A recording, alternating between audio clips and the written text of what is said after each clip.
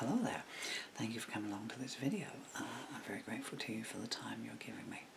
My name, as I'm sure you're aware from the title bar, is Paul Murphy, and this is going to be a poetry recital, poetry, prose, song, lyric recital. I need to apologise for a couple of things straight off the bat. Firstly, I apologise for the background noises of helicopters and aircraft going around overhead.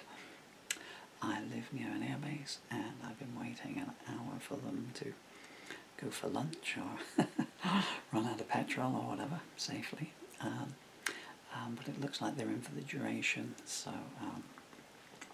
I apologise for the background noise there. And I also apologise for the fact that for some reason this camera has been picking up some hiss lately, so you're probably getting a bit of background hiss on there. I do apologise. The problem seems to be that my speaking voice is so low, which seems to baffle some of you who see me when I'm belting out some of my more raucous songs, but this is basically my normal speaking voice and it's quite low, and the auto mixer doesn't pick it up. So there's the two apology out the way, and I'm going to take up your time for another 30 seconds before we start by saying that whenever I do these recitals, there's never a uniformity about them. So if I do a straightforward recital, just one piece after another for the 34 minutes that the camera will record for, I get very nice comments coming back from you through my emails and everything, but I invariably get some, but why didn't you do any background to the songs on this one? And alternately, if I do a video where I do a piece and then go off on a discourse, maybe some background to it, or what's happening in my life when I wrote that piece, or what it's about if it's not about me, then I invariably get a couple of emails back saying, love the video, but could you just stick to the words? So this one is going to be going off at tangents and it's going to have some background and biographical material to it. It will have timestamps in. I've now learned how to do timestamps on YouTube. If you're watching this on Patreon, or if you're just one of the people that asked me to purchase this SD card with the recording off of me, then if you don't want any preamble, post-amble and mid-amble, this isn't the one for you. Right, and now we can go on with the introduction. Well, actually, I'm going to quickly do another thing before I get started, because the background of this is, there's a hardback edition of this book coming out, which is the songbook to my protest album, my 1997 protest album. I don't know why it was called a protest album. I prefer social commentary. Yes, I'm writing about the homeless and the displaced and the abused, and the shortcomings in society and governmental responsibility. But I've always taken it that, you know, being brusque here, but I naturally assume that everyone is against teenage runaways being dragged into prostitution in any case. So I'm protesting about that, but I'm commentating on it. I feel there's an inherent protest about that. If the material in there doesn't churn up your stomach or churn up your conscience slightly, then I've failed as a writer and as a singer and songwriter. But there's a greater malaise that I can't do anything about if that is the case. So the book covers what I saw, mainly detailing people I met. I'm semi-choking up thinking about some of them because they didn't make it this far. You know, talking 1982, I wrote Candle. This isn't a video about this book, so I need to skip over it a little bit. But anyway, there's an expanded hardback edition that has just gone off today. Because it is a one-off songbook, it's hard to expand it by too much. But I did write yesterday a song called The Sentence Starts on Judgment Day, which is about the Emmett Till tragedy and travesty of justice, and I've put that in there because it's thematically linked. And also last night I found a song where we're just about to lead to now that was also thematically linked. It had been lost since 1990, and so 33 years later it made an appearance in the hardback edition. But I'm always being asked, keep us informed of what's coming. Right, now let's get on with the point in progress here. So in a nutshell, maybe 3 weeks ago I was trying to put my affairs in order here, and rummaging around under the stairs. How's this for background description? I found a great big 80-litre box file, and what's in here? It's just been in there for like 20 years or something or another, you know. And what was in there was 4 box files and an A4 folder, jam-packed with lyrics. About 400 it looks like. I've not had time to go through them all. Some of them have made up the recently issued Shadows Behind Soft Words of Love from 1995. I'd hoped to put together some more anthologies of material. Those of you who know about my health condition, it's got a lot worse this last week. I don't think it's going to be time, so I just want to get something down on the record, and then hopefully someone can take it further when I'm not around to take it any further. But hear me. So and one of the box files just contains 3 of these, which is A4 pads, and it is just. And so this is how I start. So. And this is what's here, just lyrics after lyrics, and I'm going to be ploughing through these, and I'm going to be doing a series of these, and they are literally going to be me reading all the way through them. Goodness me, I've talked for 6.5 minutes. Thank you so much for your patience. I'm very grateful to you for it, and those of you who are long-time viewers of me, you know how precious time is. No one appreciates that more than me, so I truly am grateful to you. I'm just going to go through them, take them down as ever. What will happen, because it's happened all my life, whenever I read words, I get music coming to me in my head, so I'll probably be slipping off into a musical cadence on them. I would love to have recorded some of these. There's some I've only skimmed through, but the one I saw yesterday, I was like, oh, jeez. Why did that sit in a box for 33 years? You know, and now I find it when I'm too ill to play the guitar anymore. I would love to have belted that. It was a song about prejudice. I'll talk about it if we reach it on this video, which we don't unless I get started. Some of the pieces are unfinished. Right, let's get started and we'll take it as I go. And when I say some of the pieces are unfinished, page 1 is an example of that. Some of these, a lot of these, I've obviously gone through them at some point, stuck post-it notes on with titles. That's only on the ones that were classed as finished. Okay, so this is called I Won't Say That I'm in Love with You. I won't say that I'm in love with you. I won't say that I need you to pull me through.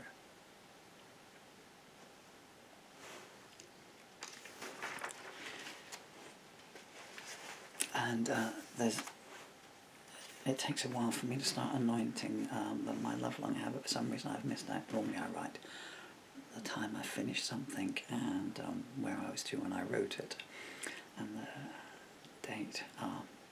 As that one was only 2 lines. I think there's a lot of potential in that one. You think I should finish it? Well, you know, when you're Paul Murphy you can say a lot in 16 words.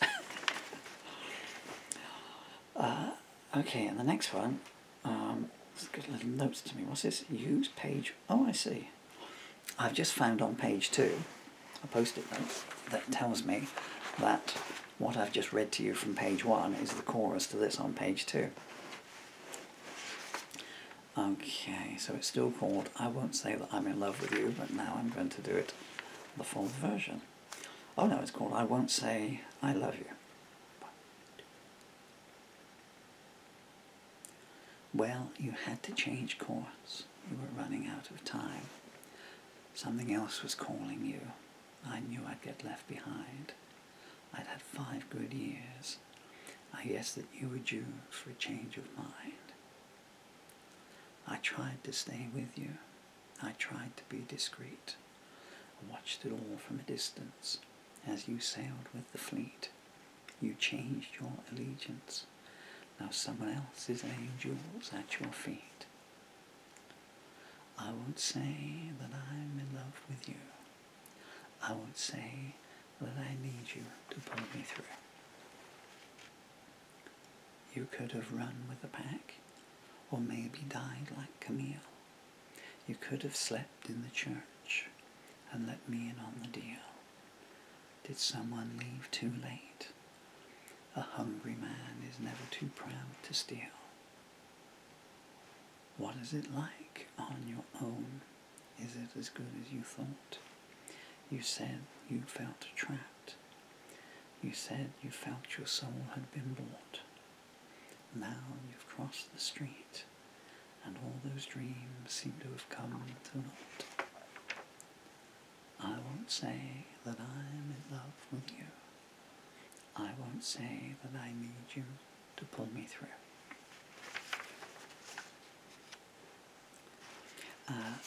The note annotations on it. I should just explain the reason for this.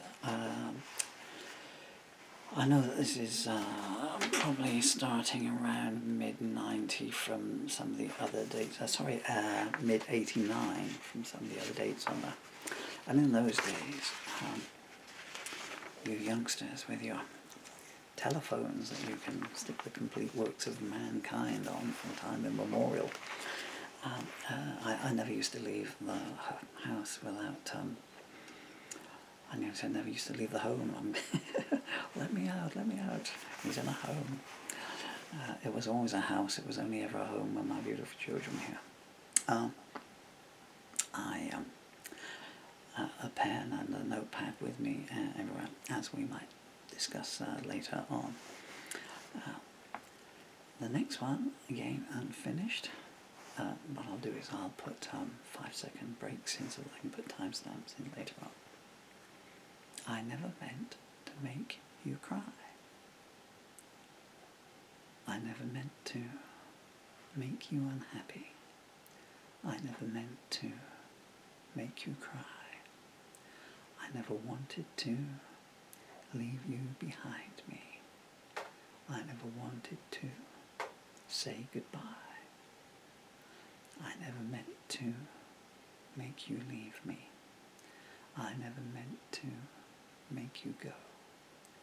I never wanted to take you for granted. I never wanted to stem the flow.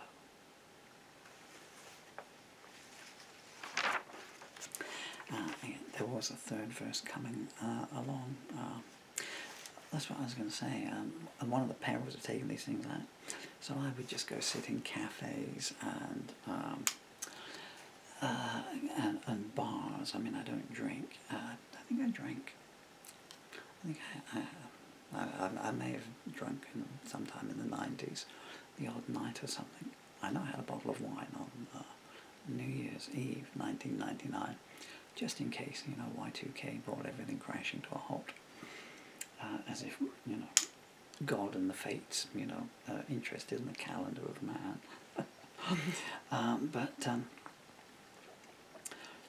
And so, sometimes you get interrupted, or sometimes you go off and interrupt someone, if you know what I mean. And, and so songs would stay unfinished kind of thing,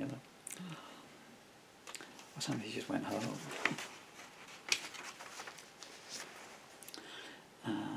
The next one is called Woman in Love. I like this one. You can tell me you love me and stay for a while. You can give me a flash of your 50-pound smile. You can tell me you need me and I'll believe you. Throw me some lives, I'll keep them in view. You can come around when you want me in the middle of the night. Call me when you're lonely and you're feeling uptight. take what time you give me, and won't say I want more, and I'll hold back the tears until you've closed the door. You can talk to my friends, and I'll smile as you flirt. You can cry on my shoulder when you feel you've been hurt. You can tell me your problems, but not listen to mine. You can say you'd stay longer, but you don't have the time. You can do what you want to, and I won't intrude. I won't aggravate you when you sit there and brood. I'll bolster your ego at the expense of my pride, and I'll hide my feelings when I'm dying inside.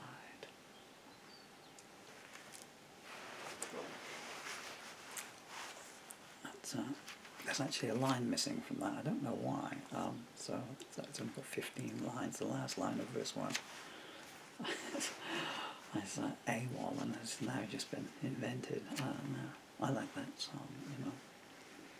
I always feel a stronger affinity to my material when it is not centered so much around myself. If I've done the job correctly. I mean, I'm not trying to plug this, but I've said this so many times. But one of the, I think, what have I written? 1,500 songs. You always get asked what. I do apologise because my furniture's creaking away in the background now. I did tell you I was going off a tangent. I just realised there's a great big eye looking at me over my shoulder there as well. That is Songs of Injustice, the front cover. If I move this way, but then you get the front cover of Stories that Rhyme, which is a lot better. She's Cried a Million Tears, which is a song about domestic abuse, which is covered in the Bitter Realities video, so you can go back and find full the details on it there. But that is, you know, in certainly in the top 5 of the ones. That's the one that I always think of whenever I'm asked that question. That always comes up in my mind, you know. And again, it's a bit like saying, it's an old thing, you know, do you have a favourite child? It's an unanswerable question. It's an unanswerable question because people don't want to answer that question.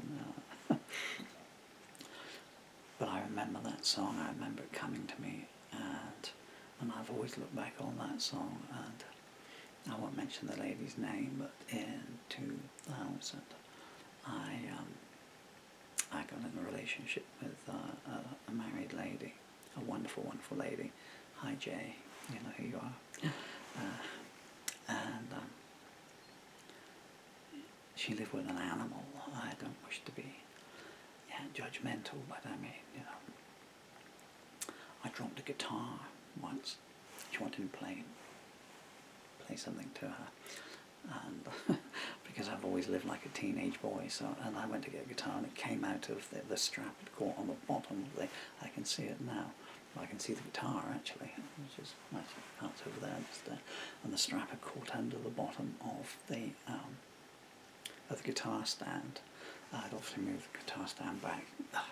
Guitarists know what I'm talking about, and lift the guitar up, and of course it was caught in the stand, and it fell down, and being an acoustic, it just made this, you know, echoing hollow sound, and she just jumped, and I thought, no, it's just a noise, but that was what had happened to her. But our first night together here, we'd seen each other a few times by that point, and in those days there was no music on your telephone. Barely a telephone on your telephone, and I had a CD player next to the bed, and we were and she was saying, I have to be so careful to do this,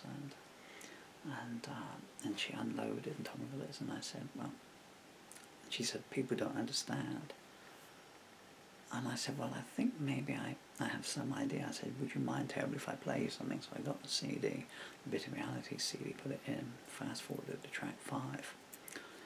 And I said, I'll go downstairs and make us a drink. So I went down, came down here, and when I got back upstairs with a couple of cups of coffee, you know, it was, I won't say it's an epiphany to her, but you could just see, you know, and she said, do you know, is this a true story? And I said, of course it's a true story. I said, if you're asking me if it's a true story about someone I know, I said, but it's, you know, I said, it's obviously a true story because it's your story. I said, there's too many people's stories. And that was kind of an upward curve. I mean, we broke up and we kept in contact for some time afterwards. And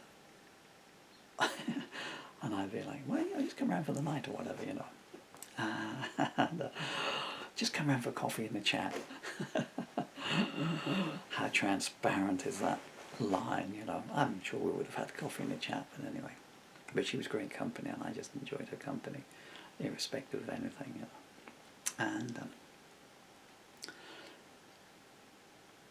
And she always used to say that, you know, you got me out of here, and then she went in and she told work what was happening to her and everything. I've gone slightly, interesting definition of the word slightly, huh? Off message there. So this one here is another one of those, you know, where you just think, I've nailed something there that is going to resonate with someone down there, and I'm so glad about that. It's very strange, but again, I'm going completely off topic here, running out of camera. But I was telling you about the bitter realities, and I wrote a song yesterday, which is out of reach, but the sentence starts on Judgment Day, the last of the main trio of the Emmett Till, miscarriage of justice, oh my God, passed away. The lady was 89, and Emmett died at 14. But so I wrote this song. This song just came to me, not so much about the tragedy, but about the other persons. And it basically says, yeah, you think you got away with everything, but your sentence starts on Judgment Day, you know. And no one's going to hear your screams behind the cold gate of hell. And I recorded it. I didn't record it very well, but that's because of my disability, but I didn't think I did too bad a job. I recorded 3 takes and I put them up onto YouTube, my YouTube channel, and within an hour, although I'd had lots of likes on them, 2 people had gone through, there were 3 takes, so 3 videos from 2 cameras, and I'd uploaded 4 videos, I think, at that point. And 2 people had gone to that video and clicked dislike.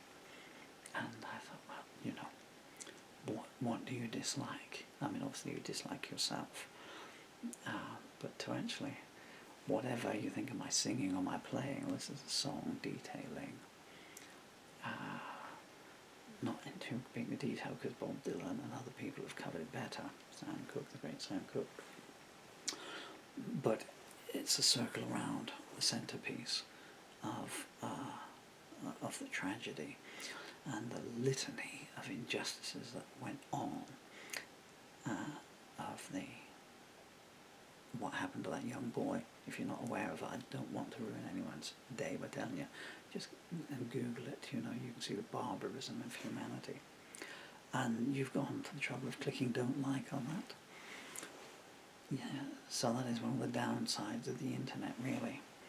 I mean, if you dislike the fact that someone's commentating on material like this, you know, because that's, everything is anti-misogyny these days, but that's an anti-misogyny song. You know, just the laissez-faire attitudes towards a lady in a relationship. Shall we go on with another one? Okay. The next one up is Love is Just Another Colour of Pain. Who are you going to turn to when you're lonely? Who are you going to call when there's no one there? The day is going to come when you'll be the only friend you've got, and you will be the only one who'll care. The day is going to come when you'll be crying, and no one's going to be there to dry your tears. I can can hear you now, and I knew you'd be lying on your own. Tear stain, mascara, eyes, and lipstick smears. And I know you never realized I loved you with a love that you will never know again. And I know that love just doesn't mean that much to you. And love is just another colour of pain. Someday you'll find you want some company. Someday you're going to meet someone who's true. And then perhaps you'll open up your eyes and see the only friend that you've got left is you. And I know you never realized I loved you with a love that you will never know again. And I know that love just doesn't mean that much to you. And love is just another colour of pain.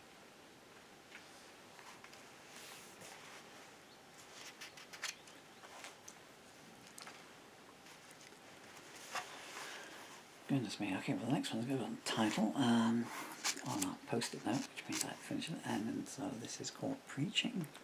How am I doing for time at 26? Preaching the gospel to you, pretty people. As I say, I used to take this pad with me. I'll just go off on a tangent again here. So I used to take these pads with me everywhere. I mean, obviously I don't remember the incident that predated the other one, but you would just... It's difficult to do it in this day and age because everything is glitzy and noisy and move them all night and everything. But I mean, this is a habit from when I started back in the 80s, I guess. You know, staying up all night in the cafes in London. Well, that was in '79, February, March '79. No, I was homeless in March '79. That was in Winchester. Boy, what a place to be homeless Winchester is. Or was then, you know, it might have changed now. Well, is there a good place to be homeless? I don't know. Santa Monica, maybe. And so you would sit there and you would see people, you couldn't make out what they were saying, you know, but you would look at them, the lips moving and stuff in bars, cafes, restaurants. And you'd just... Now, what is their story? You know, you'd see their body language. Stuff. I mean, you're not standing there, sitting there staring at them like a hawk or anything, you know, or leaning over their shoulder while they're having coffee and everything, like, you know, with a notepad, like, you know, and, sorry, madam, what did you say then? He did what? And what are his shortcomings, would you say? You know, you kind of think, okay, so, I mean, I do a lot of it from the television, even to this day. Once I wrote back along, there was a song I wrote last year that got a lot of feedback to me. And one of the comments said, you must have loved her very much. But it came from an episode of Scooby-Doo. And Scooby-Doo, Mr. Incorporated, and Daphne Blake. And I was having a bad time with Fred, and it was the more adult-themed Scooby. It was a favourite of my beautiful daughter and I. And so it came through from there, you know. I'm kind of writing it as Fred. It's the Crush episode if you want to go dig it out. The clues to a lot of these things are in the background videos when I'm playing the guitar, and you can see the little montages sometimes on the television set behind me. It's because I'm watching it in the viewfinder. And so if there's an inspiration that's come around there, then I'll take a photo of it and I'll go into the little montages. I've kind of lost my train of thought, and I'm really running out of video on here. So that preceding song, that to me, reading that, to me that looks like one of the ones where, you know, I've just observed a couple of people somewhere, and I thought, I think I'm going to come up with a backstory to their evening here. I'll never know, of course, because it was 33 years ago, and I didn't even know how long ago 33 years ago was. Obviously, do I not? Right, okay, let's plough onwards. Preaching the gospel to you, pretty people. That's quite an angry title, isn't it? Bear in mind, I was still an old punk in those days. Still an old punk now. I'm still an old punk now, and an even older punk. Punk with a heart, though. Preaching the gospel to you, pretty people. Fall to your knees in your churches. Tell all your gods that you repent. But don't forget that they're hungry in the ghettos, too far gone for your resent. And it's all bricks and mortar, and your born-again preacher don't give a damn. Better hide away your daughter, or she might come home with a better plan. Look into my eyes, babe, can you see anything different hidden away in there? You ain't seen anything I've seen, you don't know delusion from despair. The law don't mean nothing, it only applies to those who can afford its price. Why don't you look out of your window, see if you can see anything that looks nice. See the shadow of the gun, hear the counselors telling their lies. Don't look for your salvation, because you're heading for a swift demise. You can tattoo your baby with your doctrine on how you think they should act, but they're going to write on your tombstone one day, and that's a fact. You've got your elitism and your attitude, and you think they'll carry you through. You've got your piety and your platitudes, and your benign intransigence too. Quote Jesus in your conversation, and Shakespeare, and Gandhi, and Keats. Use your ignorance of the real world to protect you, and keep you secure and complete. How much abuse have you endured, and how much abuse have you given to others? You think that what's unappealing to you is beneath you, but you better remove the covers. Talk down to your wife, swear at your father, it's all just a day's work to you.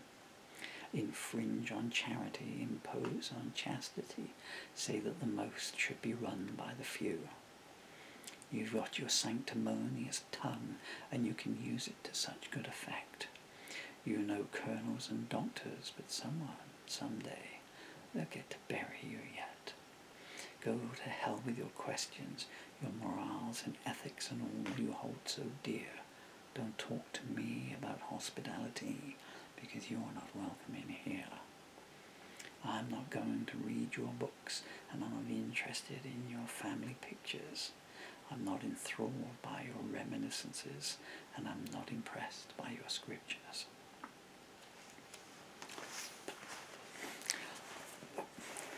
I got tired just reading that. Man, can you imagine if I was singing that?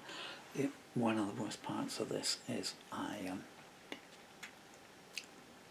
every time I do one of these, I just chomping at the bit to put a guitar on and put music to this, but because I've got the tune, it's just been something.